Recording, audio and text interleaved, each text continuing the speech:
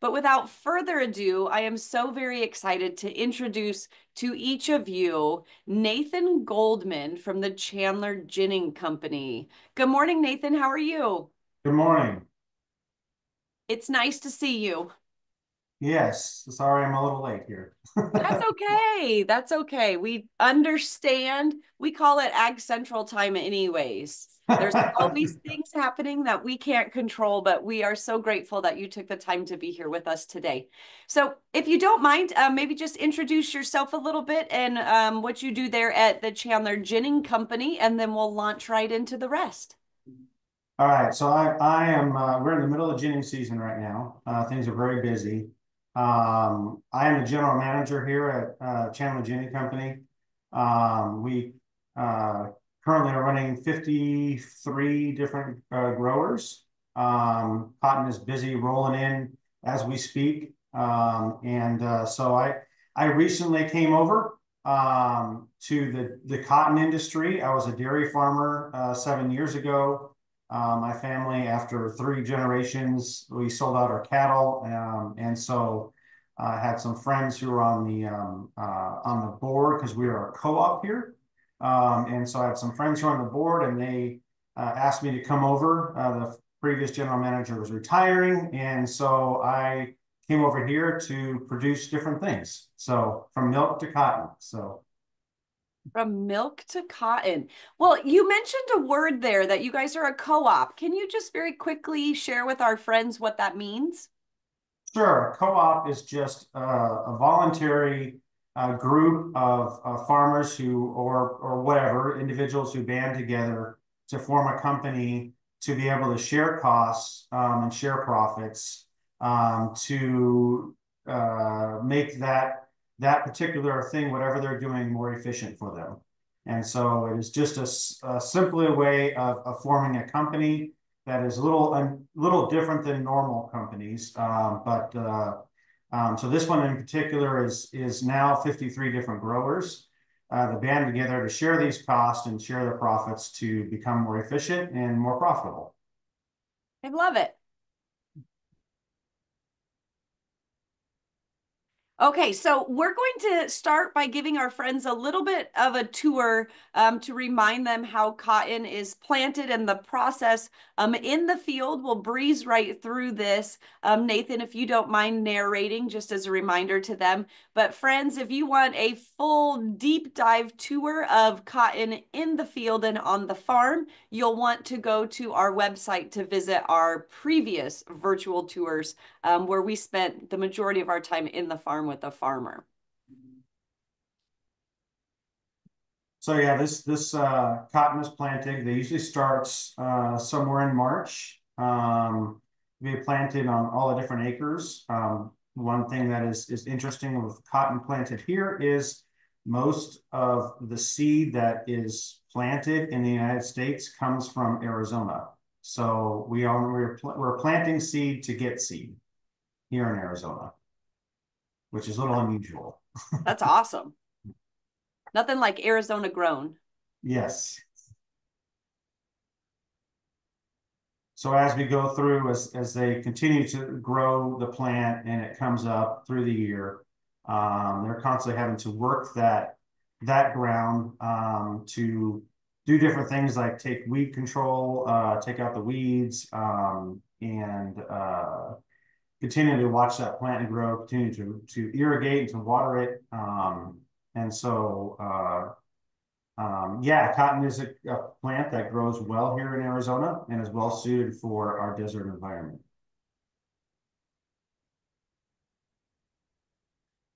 So as you see the life cycle of a cotton, it goes from a square to flowering, and then eventually it begins to shrivel and form a bowl.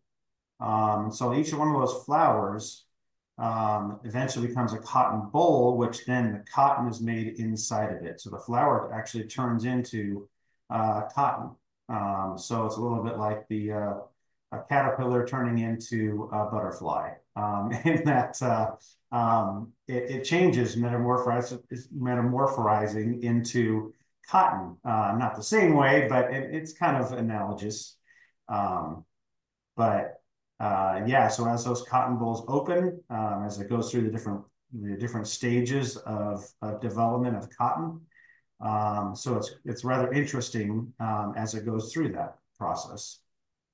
And Nathan, about how many days from when the farmer plants the seed until we see the cotton that's about to be picked?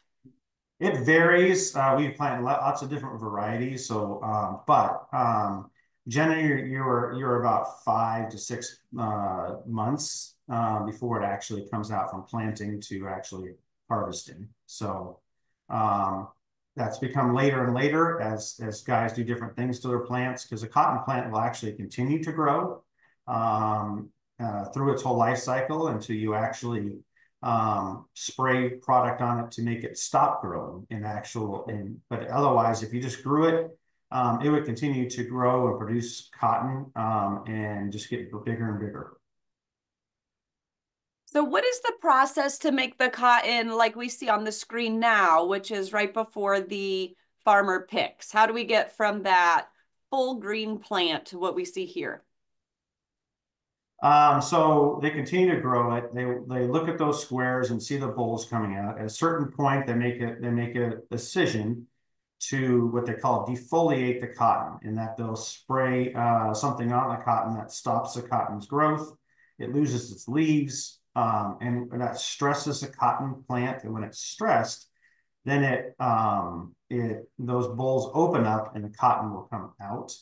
And then with those leaves and the other things falling off, it actually makes it easier for us in the ginning industry then to be able to clean that cotton and get all those leaves and sticks and dirt out of the cotton. Which brings us to picking cotton. Now, I don't think we do it this way today, do we? No, we don't do it that way anymore. Actually, I have a number of these pictures on my sidewalls to remind us how much easier it is now. Um, so it, Generally in the 1950s, they started with cotton mechanical pickers. And so they really became popular way back then. This is the way it used to be done. And they used to get paid through that sack you see.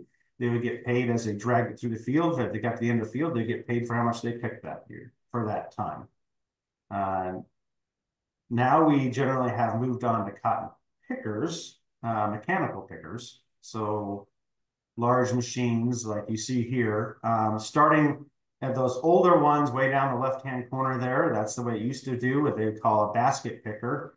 And you could see basically it pick the very front of it would pick one row at a time. It would go through the field. Now they generally go from 6 to 8 rows at one time going through in the larger pickers. And they went from the basket trailers, what they used to pull trailers down, and then they went to what they call modulars, which they would pack it in the field. And that machine down there below would actually pack it into a big compressed package. And it's amazing how that package will stay together and that in that rectangle. We pick it up with trucks and everything else, and it doesn't fall apart because it's packed that tight until we're ready to use it. Now most everything is going over to these rounds. And that picker goes through the field and doesn't use the machine down the bottom corner to smash it down anymore. It actually rolls it up into a roll and then dumps it at the end of the field, and that eliminates some of the other labor and costs and other things like that. And so that's generally the way. About 70% of cotton is now picked is with the roll type. And we actually have a special treat to show them how those two different types, those two different pickers pick and how those modules are built.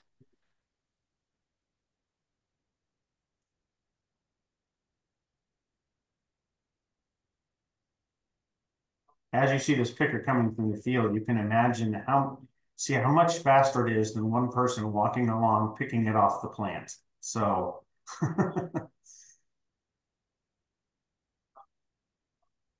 And this one happens to be a little bit smaller. That one just was a two-row picker, it looked like.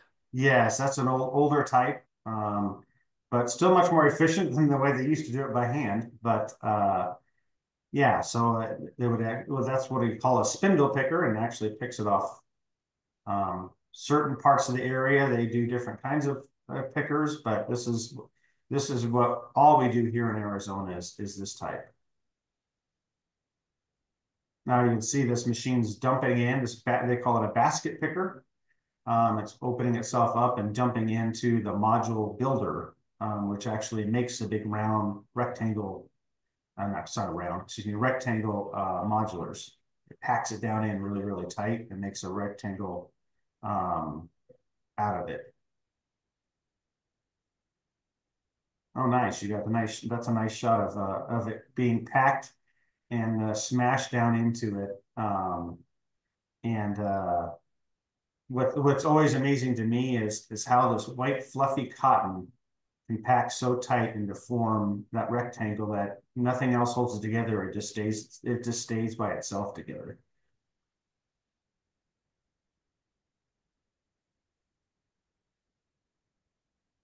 This is what we still use today. They use those tarps to go over top to keep the rain off the top of it if it happens to rain, so that it doesn't get the cotton wet on top. The sides generally won't even soak up very much of that rain because it's packed so tight.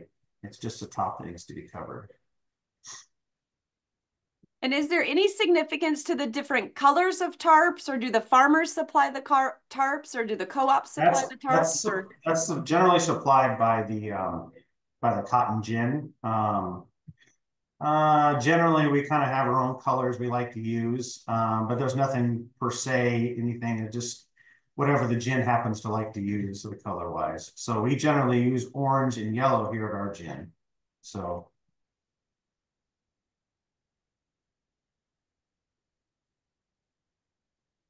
this is actually cotton from one of our farmers that actually he's hauling in. This is an older picture, but he's actually hauling in cotton right now. In fact, I'm looking out my window and I'm staring at the individual who actually grows this cotton as he's in his truck right now, bringing more cotton in.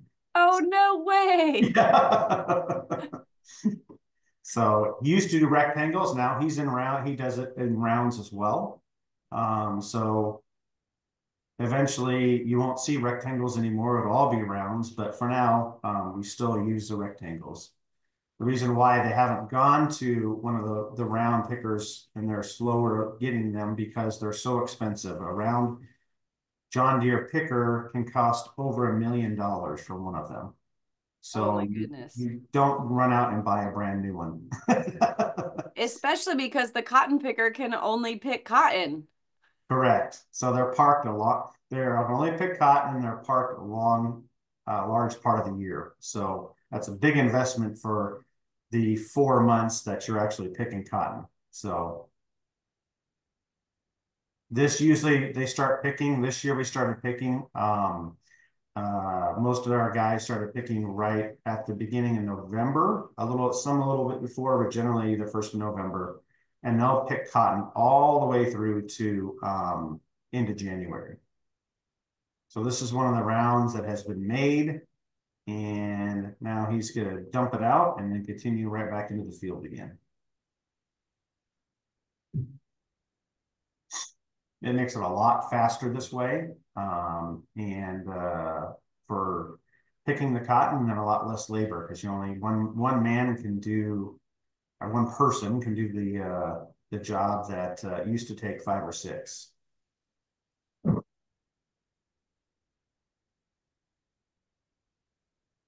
So That is a one of cool. those round bales, they call them. So basically, 4 of those round bales equal one of the older style regular ones. To get 4 of them or a regular are around 20,000 pounds of cotton, a seed cotton they call it. So that has seed in it still, and still has some of the leaves and sticks and some dirt in it as well. Yeah, so 5,000 pounds for an individual round. So four, of course, is around 20,000. Um, yeah, so they're transported. We can do it a module truck, or some of the just the flat beds. We'll put 8 on a flatbed and haul them that way. Um, So So these this is are what's out your window right now, yes? correct. I'm actually looking out the window right now. This is actually trucks that are coming into our gym right now. So that's the way they come in. The first truck up there on the top right is what they call a module truck. That can pick up the rounds or the rectangles, either one. It can pick them up. And then the truck behind it is what we'll see later is what comes out of, and that's picking up cotton seed. And so our cotton seed, as I kind of mentioned before, can either go to planting more cotton or be fed to cattle. So, And what are they doing? What are they driving on here as they enter the oh, gin? this is a scale they're driving on, so everything is weighed in and weighed out. So we have to keep track of all that. So we know the cotton, what they call seed cotton, when it comes in, that still has a seed in it and all the stuff in it's called seed cotton. We have to weigh all that coming in, and then we weigh all the bales and the cotton, the different parts of it, which become cotton seed, cotton lint, motes, gin trash, they call it. So all these different parts, it's weighed in and all weighed back out again. And as we separate it off into its different parts. And on a busy day, how many trucks could you have coming into the gin? On a busy day, we'll have upwards to 200 trucks coming in and out of the scale in a day, and that's a lot. So as you can see right there at the top right hand, it's a ways back to where that gate is back there. There'll often be trucks lined from our scale all the way out to that gate, waiting to get on the scale and get through. So My goodness. it's pretty busy.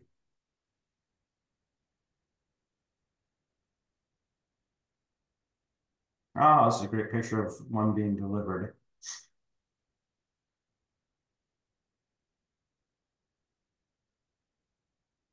So those are on those module trucks. There's chains that actually bring it into it, and then go in reverse and let it come back out.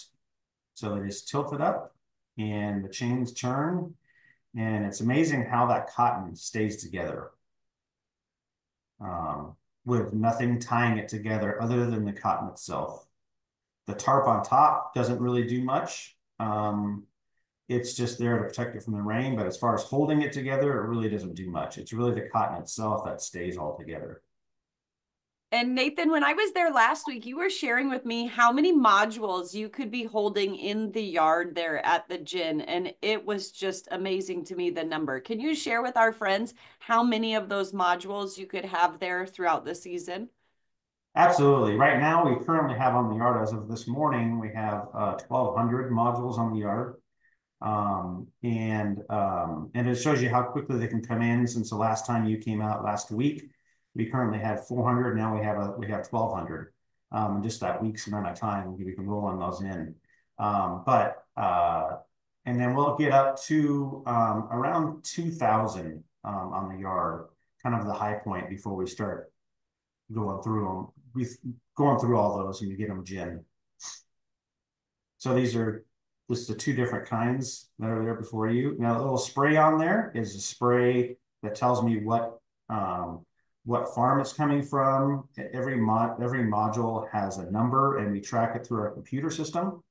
And we track that cotton all the way through the system. And then the bottom number you kind of see that's written on there is the different varieties of the kinds of cotton. Due to the fact that we have, a lot of our cotton goes into replanting seed. We have all kinds of different varieties that we have to keep track of. And so because that seed goes back to selling back to the seed companies again. And we can't mix them up. One little bit of cotton mixed in a couple handfuls of cotton seed from one variety to a different variety in a pile will ruin the whole entire pile. So we have to keep it very segregated and keep it non-mixed together. So it's very important we keep it separated. And does that spray stay on the lint as it moves through the gin, or does it wash off, or? So yes, when the spray technically stays on the lint itself till it gets to the spinners. When it gets to the spinners, it will break. They have ways to make it break down. It's a special kind of a spray. It's not your normal kind of spray that you're spraying on like a spray can you would at home. It's a special spray for cotton itself so that it won't stay on there because once they get the lint veil, and then these are all broken apart, so it comes in all pieces, but they'll be individual strand won't even have any remnants of it later on. So this is cotton coming into the module feeder, which is, yeah, the big noisy thing right there. As the truck is, once it goes, it picks them up. I put up a list of the ones that I want them gin. They go and pick them up out in our yard, and then they put them on this, and then they slowly being fed on that bed into the module feeder, which is on your far right. And that kind of just has teeth on it and kind of just eats up those modules and kind of gets it from being packed tightly to opening up that cotton. And now it's getting back into be torn apart again. And because as it goes through the system, that cotton is transferred through our gin with sometimes mechanical, but much of it is by air blowing on it and blows it from one side of the gin to the other. So this is the first place is coming through the big pipes up top. That's cotton that's being blown on one side, and it's actually being has like a vacuum on the other. So it's called push pull. So it pushes it from one side and pulls it from the other, and then it pulls through that first big machine there, which is called a stick machine. And that's taking out big rocks, that's taking out sticks, that's taking out leaves, the bigger ones as it flows through that. This is the first stage of starting to clean. The little boxes at the bottom of the picture, those are where hot air is blown onto the cotton. Much the same way as you wash your clothes in hot water to clean them better. You use hot air to open up the cotton itself, because once that cotton gets warm and heated up, the fibers kind of open up and it helps to release the dirt and sticks and stuff that's in it. This is being blown further through it. Then it goes through more being blown through. It blows up to that tube way up on top and blown on the top, and those huge things up there starts what they call incline cleaners. So it goes through a whole set of other cleaners, which are cleaning out, again, going through and kind of basically almost like taking the cotton and kind of throwing it up in the air, and then it has grids underneath of it and kind of throws it up in the air as it goes. And then it kind of shakes it, and then the dirt and the sticks and things fall out the bottom as it kind of goes through the system. So at this point, it has not yet been ginned. We still have lint with seeds in it, yes? That is true, yes. So the actual gin part is where you separate the seed. So right now we're just going through a cleaning process to help try to clean up the cotton. This is actual cotton gin. So just like Eli Whitney's old one, it's the concept, the process is somewhat similar to his original one, just on a much faster and larger scale. So the cotton is falling down through that. Behind that one on the right there, there's a whole set of what they call a saw. So it looks like it's like almost like saws or turning saws. There's multiple. There's 161 of them in there that are grabbing the lint as it goes through and pulling it through bars, kind of like pulling it through your finger as it goes through. And then so the lint pulls through on the saw. The seed is too big to go through, so it pops the seed out, and the seed pops out down below. I don't know if you have a picture of it down farther down, but it goes through.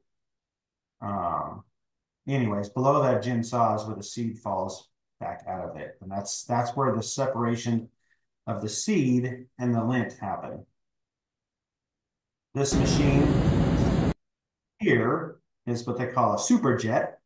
And so it makes the cotton lint, as you can kind of see it inside there, it makes it turn almost like whipping a whip. So it comes around and turns really, really sharp as it's being blown through. And some of those other smaller seeds that actually got through because they were smaller enough to get through the gin first, those get taken out here as it whips around because they can't make the turn that the lint can because they're heavier, and so it blows them out. And so the smaller seeds are coming out there. And then we go to the next machine, which is called a lint cleaner. And this is basically the same as combing your hair, except again, in a much faster process. It's taking the lint and combing it out, pulling the lint fibers out straight. And then also, as it does this, it runs it through a set of bars, which pulls out some of the smaller fibers and takes those off, and those go into a different area. So we're just wanting the longer fibers to remain. And so, and then it takes out a little bit of dirt and a little bit, it takes out short fibers and then combs that lint kind of straight, and because it makes it more valuable that way. Okay, we're jumping to where I was talking about the cotton seed on our right. So when the seed comes out, it's blown in all these piles, and you can kind of see in the background, there's all different kinds of piles that could be made. We have 36 different piles that we can make at any given time. That's because they're all different kinds of varieties. And so we have to separate those varieties according to pile and that's actual seed there. It often it always remains a little bit of lint that stays on the seed, but it's mainly seed there. And then that seed is actually two places that it either gets sold for planting seed or it gets sold for cattle feed. And then on the left is when that lint cleaner I was talking about, the smaller lint that comes out, those are called motes. And so we bale those up and those get sent out someplace else. Those actually get made to a lot of like draperies, pillows, your money is made out of motes as well, the money that we have in our back pocket. And many other different things, carpeting, those kinds of things is what those motes, that small lint is made out of. This is a process now that the bigger fiber lint is continuing through the process. That's where we can consolidate all together and then form what they call a bat. And it goes down that slant. That's called the lint slide, and it's falling down through the lint slide. After it got steam put into it, got some steam put into it, and now it goes to that big machine going up and down right there. That's called a tramper, and it's smashing that lint down inside boxes that are underneath the ground. And as you can see it right there, pushing the boxes, pushing the lint inside the box, tramping it down inside, kind of like jumping on top of it and smashing down those boxes. And then underneath there, when that box gets full, it turns and goes around, and then a big machine pushes it out, forming that bale. And then that bale, which is around 500 pounds, is heading up to be bagged now. So that when that's pushed out of the ground or pushed out of essentially underneath the ground where that box is, there's a big hydraulic ram with about 4,000 pounds of pressure, pushes that lint up and smashing it down to one of those 500-pound bales. Those bales are packed so tightly you can shoot them with a gun and a bullet will not go through it. So one of those bales of cotton represents, I believe it's 160 pairs of jeans in one bale there, plus lots of other things. 215. So, Nathan, can you share what this individual is doing back here in the yeah, video? so that individual um, is running that bagger that it's going into, and then also where you see the kind of coming out the side right now in that bale, the cotton kind of sticking out right there. Yep, those be where we sample. So there would be when it goes up in the baler, there's part they call the rake, and they rake it off, and then it's blown over a tube to where she's standing back there, and she samples every single bale, and that goes to the U.S. Department of Agriculture, and then they look at the quality of that bale quality of that cotton for every single bale, and then it goes into a computer database that follows that bale to whoever buys it. So it can be and anyone in the world can follow, can go and get that kind of, you can go and see that bale anywhere in the world. And then this is it coming out the other side. That's now has been wrapped and packaged. And then it's going to get that right there, kind of in the middle. There's a little labeler, that the number that goes on that, and that number will, what they call it, a permanent bale ID. So it'll get stuck under that bale and it'll follow that bale through its life, which is usually 1 to 2 years in a bale form until it goes to wherever they're going to make clothes out of it. So it'll follow that bale through. And I took this next video for our friends to see because I'm just amazed by the technology and the thought that goes into all of these processes. So, as you said, that bale weighs about 500 pounds. So, you can't imagine a person being on the end of that conveyor belt, grabbing that bale and setting it down. And so, I thought this next machine was probably the coolest thing.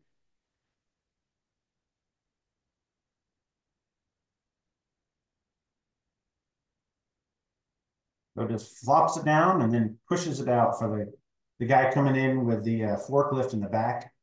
And then he squeezes four of them together at a time and picks up those 4 or 500 pound bales and goes and stacks it outside. You definitely don't want that coming out and falling on your foot. No. So that where this, in the red circle there, that's one of the tags. That's where the roll of tags, and that gets stuck onto each individual bale that gets shipped out. So that bale will follow its life all the way to China or Vietnam or wherever they're going to make it what they call, or to a spinner, what they spin clothes with. This is them now after we'd stacked it outside, and we have it goes out to different warehouses. This I'm picking it up and loading a truck to be shipped off to a warehouse. And when it goes to the warehouse, they group all these different kind of qualities of cotton together, and then the buyer will buy however much they want to buy. They'll buy 5, 6,000 bales because they want them at their mill in China or something that they want to use that quality of cotton. And so they'll come out and they'll say, I want this quality, and then they'll figure out what warehouse it is. They contact the warehouse, and the warehouse puts it together, and then it gets shipped out.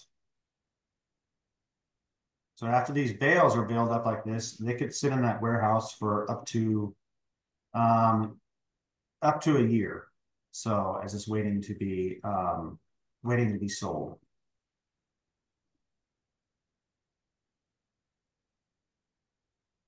I like this picture because it sort of shows our friends some context, right? Like how Yes. big is an actual bale? So there is Nathan standing by a stack of bales. So as you can see, these are not small little bales.